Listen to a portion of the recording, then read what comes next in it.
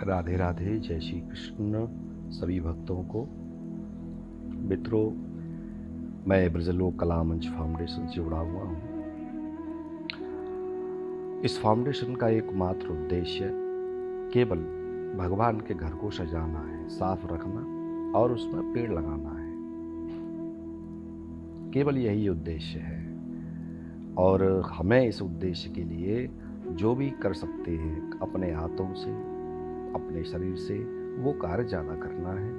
आप पहले तो इसको सुनिए। मैं आपसे कहना चाहता हूँ कि आप जो ऑडियो सीरीज आ रही है, चल रही है, उसको सुनिए, उसके सारे पार्ट सुनना। मैं आपको क्यों सुना रहा हूँ ये? क्योंकि जब तक हम ये नहीं जान लें कि भगवान श्री राधा कृष्ण की चर्चा, ब्रज की चर्चा कितने स्थल पर कहाँ कहाँ आई है, इससे हमें ये संतुष्टि भी मिलेगी कि हाँ, हम इस ज्ञान को जानते हैं। देखिए, आपके लिए ये जानना ज़्यादा महत्वपूर्ण क्यों है? क्योंकि आज का जो समय है वो बहुत ही खराब समय है। इस समय पर ये कंडीशन है कि हम अपने बच्चों को अपनी कुल परंपराएं, मर्यादाएं, अपने भारत देश की सभ्यता, ये सब अच्छे से नहीं बता पा रहे हैं क्योंकि हम खुद ही नहीं जानते। उससे एक बच्चा पूछ रहा था, जब मैंने उसको कहा कि बेटा आपको सबसे पहले क्या करना चाहिए, तो बोले गुरुजी हम जो है क्या है, अब बाहर पढ़ते हैं तो वही कह देती है तुम्हें वो माता च पिता, तुम्हें वो, इस प्रकार से ठाकुर जी की आराधना कर लेते हैं, दीपक जला देते हैं, बाकी और तो कुछ हम जानते नहीं हैं। देखो, मैं आपसे कहना चाहता हूँ, पितरिहि प्रीतिमा पन्ने प्रियंते सर्वदेवता। जो अपने माता पिता से प्रेम करता है, ठीक है, उस पर सभी देवता प्रसन्न रहते हैं। और माता पिता का कर्तव्य क्या है? यदि माता पिता अपने बच्चे को अपने कुल की शिक्षा देने में असफल हैं तो उनके लिए क्या कहा गया है? माता शत्रु पिता वैरी, ये न बालो न पाठितः। वो माता पिता उस बच्चे के शत्रु हैं, बैरी हैं, यदि वो अपने बच्चे को पढ़ा नहीं सकते। अब मित्रों, पढ़ाने के लिए भाई स्कूल में तो बोला नहीं गया है, क्योंकि स्कूल में तो माता पिता पढ़ाते ही नहीं हैं। स्कूल में माता पिता नहीं पढ़ाते, स्कूल में तो जो सब्जेक्ट है उसके लिए शिक्षक पढ़ाते हैं। तो फिर पढ़ाने के लिए माता पिता को क्या बोला गया है? जब तो ये कहा गया कि माता शत्रु पिता बैरी, ये न बालो न पाठिता। अर्थात वो माता पिता उस संतान के शत्रु हैं, घोर दुश्मन हैं, बैरी हैं, जो अपनी संतान को अपने पिता के वंश के बारे में नहीं बताते, अपनी जन्मभूमि के बारे में नहीं बताते, अपनी जननी के बारे में नहीं बताते, अपने कुल की मर्यादा, परंपरा और संस्कृति के बारे में नहीं बताते। जननी जन्मभूमिश्च स्वर्गादप गरीयसी। जननी और जन्मभूमि ये दोनों ही स्वर्ग के समान सुख देने वाली होती हैं। इस सूत्र को हमेशा याद रखना। इन दोनों का कर्ज आप नहीं चुका सकते। जैसे माँ का कर्ज कभी नहीं चुक सकता, इसी प्रकार से जिस जन्मभूमि पर आपने पहला कदम रखा, पहला हाथ रखा, आप लेटे, वो जन्मभूमि का कर्ज भी आप नहीं कभी चुका सकते। जब भी आपके सामने यह प्रश्न खड़ा होगा, कहीं भी जाओगे इस शरीर को छोड़ करके, तो आपके सामने सबसे बड़ा प्रश्न यही उचित आता है कि तुमने तुम्हारी माँ और तुम्हारी जन्मभूमि के लिए क्या किया है।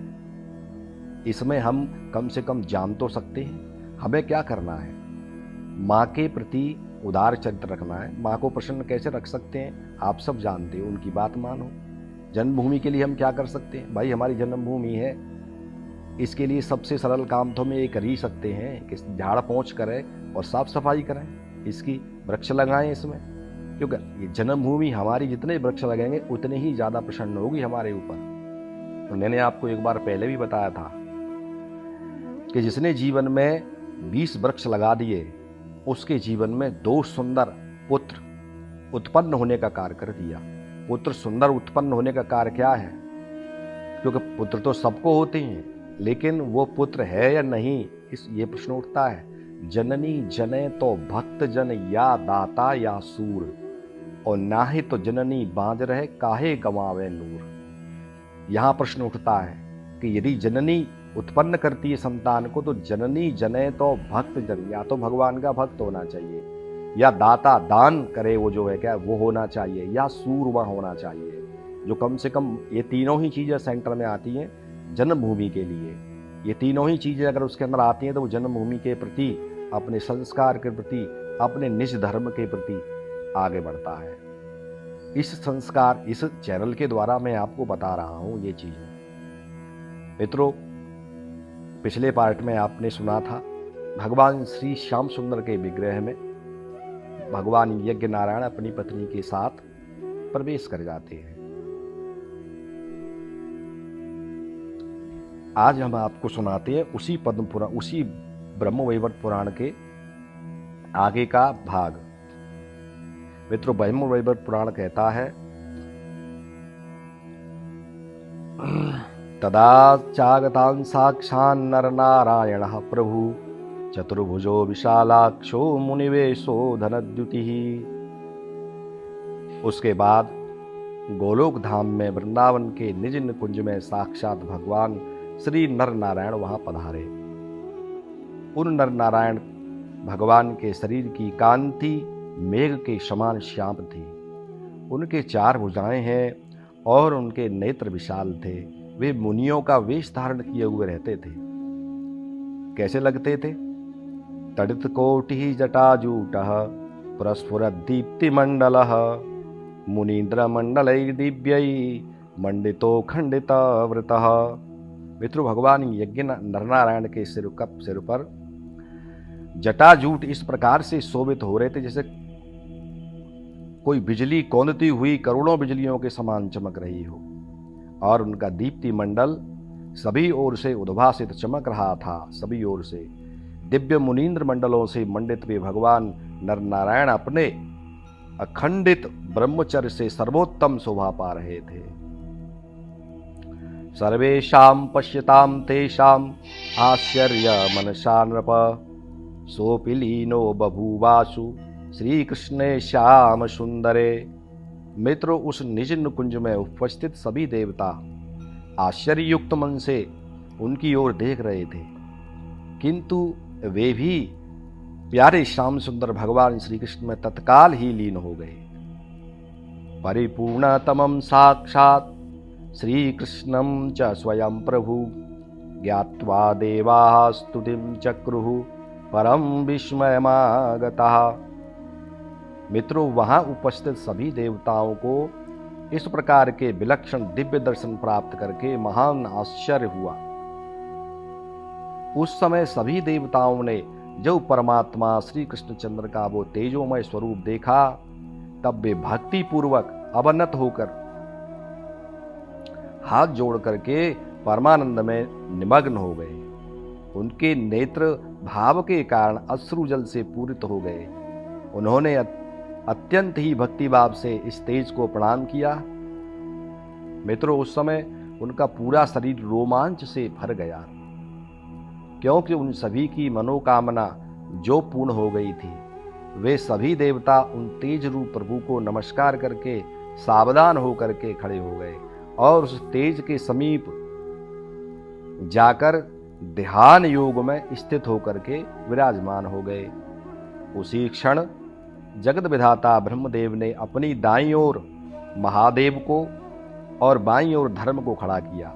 उसके बाद जगतपति ब्रह्मदेव हाथ जोड़कर ध्यान में मग्न होकर परात्पर परमात्मा त्रिगुणातीत ईश्वर की स्तुति करने लगे। वरं वरेण्यं वरदं वरदानां च कारणं सर्वभूतानां तेजो रूपं नमाम्यहम्। मंगलम मंगलानां च मंगलः मंगलप्रदं समस्त मंगलाधारं तेजो रूपं नमाम्यहम्। स्थितं सर्वत्र निर्लिप्तं आत्मरूपं परात्परं निरीशमवितर्क्यं च तेजो रूपं नमाम्यहम्। पितामह ब्रह्मदेव स्तुति करते हुए कहने लगे, हे प्रभु, आप वरेण्य, वरप्रद तथा वर प्रदाता हैं। लोगों के तथा सभी प्राणीगणों के आप ही आदि कारण हैं। हे नाथ, आप तेज रूप प्रभु को मैं प्रणाम करता हूँ। हे प्रभु, आप मंगलों के भी मंगल हैं, मंगलों को भी मंगल प्रदाता सर्व मंगलाधार तेज रूप है। हे नाथ, आप सर्वत्र स्थित रहते हैं। आप ही निर्लिप्त आत्मा रूप परात्पर हैं। हे प्रभु, आप निरीह तर्कादि से परे हैं, तेज रूप हैं। आपको मैं नमस्कार करता हूँ, नमस्कार करता हूँ। सगुणम त्रिगुणम ब्रह्म ज्योति रूपम सनातनम साकारम च निराकारम तेजो रूपम नमाम्यहम् तम निर्वचनीयं च व्यक्तमव्यक्तममेककं स्वेच्छामयं सर्वरूपं तेजोरूपं नमाम्यहम् गुणत्रयविभागाय रूपत्रयधरं परं कलया ते कृतः सर्वे किं जानन्ति श्रुतेः परम।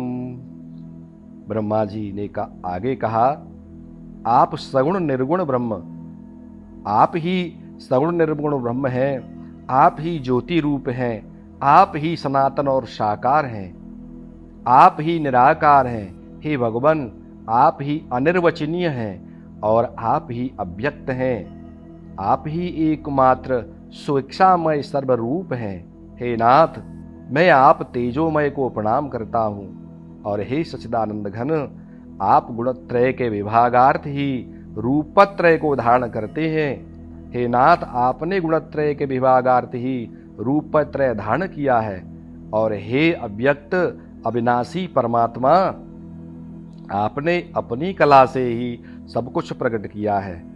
ये संपूर्ण सृष्टि जो भासित हो रही है, हे प्रभु, ये संपूर्ण सृष्टि आपने ही रची है।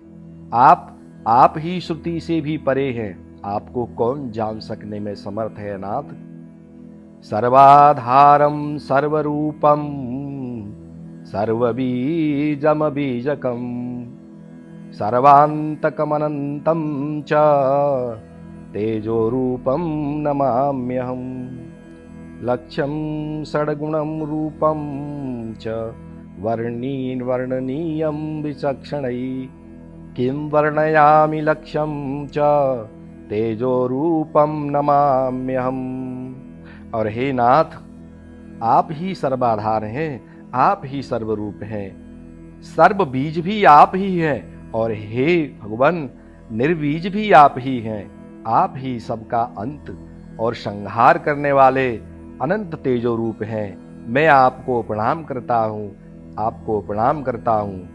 और हे विभो, आपका ही सगुण रूप सबको लक्षित भासित करता है। आपका सगुण रूप ही सबको लक्षित होता है, दिखता है। विद्वान एकमात्र उसका ही वर्णन करते हैं। हे नाथ, तथापि आपके अलक्षित रूप का वर्णन कोई कैसे कर सकता है। हे भगवान, आप तेजो रूप को मेरा प्रणाम है।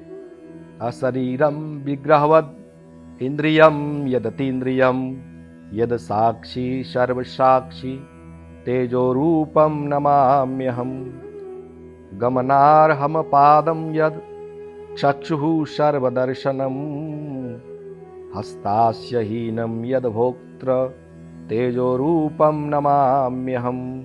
हे नाथ, हे भगवान, आप ही शरीर रहित होकर भी सबका शरीर हैं। आप इंद्रियातीत होकर भी इंद्रिय समन्वित हैं। आप सर्वसाक्षी होकर भी असाक्षी रूप हैं।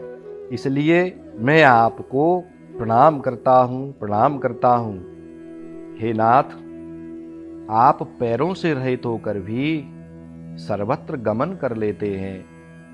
आप नेत्रों से रहित होकर भी सब कुछ देखते रहते हैं। हे नाथ, आप हाथ मुख रहित होकर भी सर्वत्र भोजन करते हैं। आप तेजो रूप को मेरा बार बार प्रणाम है, बार बार प्रणाम है। वेदे निरूपितं वस्तु सन्तः सक्तास्य वर्णितुम् वेदे निरूपितं यत्तत् तेजोरूपं नमाम्यहम् सर्वेशं यदनीशं यत् सर्वादि यदनादियत् सर्वात्मकमनात्मं यत् तेजोरूपं नमाम्यहम्। अहं विधाता जगतो वेदानां जनकः स्वयं पाता धर्मो हरो भर्ता स्तोतुं सक्ता न केऽपि यत्। हे सर्वांतर्यामी, विद्वान लोग वेदे निरूपित विषयों का तो वर्णन कर सकते हैं, परंतु हे नाथ, आपका जो स्वरूप है उसे तो वेद भी निरूपित नहीं कर सकते। उस तेजो रूप को मेरा बार बार नमस्कार है। हे भगवान, हे नाथ, आप ही सर्वेश हैं, अतः आपका ईश्वर कोई नहीं है। आप अनादि हैं, क्योंकि आपका आदि अन्य कुछ है ही नहीं। आप ही सर्वात्मा हैं, आप ही सबके आत्मा हैं। हे प्रभु, आपकी आत्मा कोई भी नहीं है, इसलिए ऐसे आप तेजो रूप को मैं प्रणाम करता हूं। मैं विधाता वेदों की सृष्टि करने वाला हूं, और ये धर्म जगत के रक्षक हैं, और ये जो शिव हैं ये सर्व संहर्ता हैं। तथापि इनमें से कोई भी आपकी स्तुति कर सकने में समर्थ नहीं है। सेवया तब धर्मोऽयं पालने च निरूपितः तवाज्ञया च संहर्ता त्वया काले निरूपिते। निःशेषोत्पत्तिकर्ताहं त्वत्पदाम्भोज सेवया कर्मिणां फलदाता च त्वं भक्तानां च नः प्रभु। हे भगवान, ये धर्म भी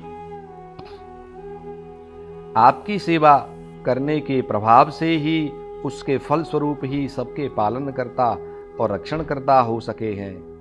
और हे प्रभु, हे नाथ, ये जो शिव हैं ये आपके द्वारा निरूपित किए गए समय को आने पर ही आपकी आज्ञा से ही संसार में जो कुछ भी है उसका संहार करते हैं। और हे नाथ, मैं आपके चरणों की सेवा करने के फलस्वरूप ही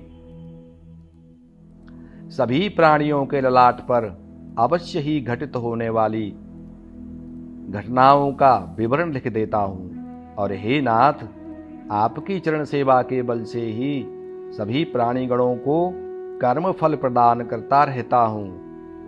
हे अकारण करुणा वरुणालय, आप हम सभी भक्तों के प्रभु हैं। मित्रों, ब्रह्मा जी आगे कहने लगे, ब्रह्मांडे बिंब सदृशो भूत्वा विषयिणो वरम एवं कतिविधा सन्ति ते स्वनन्ते सुसेवकाः यथा न संख्या रेणूनां तथा ते सामणीयसां सर्वेषां जनकश्चैषो यस्तं स्तोतुं चके क्षमा। हे प्रभु, मैं आपकी ही आज्ञा से इस डिंब अंडे के समान ब्रह्मांड में सब विषय कार्य संपन्न करता रहता हूँ। हे नाथ, तथा अनंत ब्रह्मांडों में मेरे जैसे आपके न जाने कितने सेवक हैं। हे प्रभु, उनकी गिनती नहीं की जा सकती।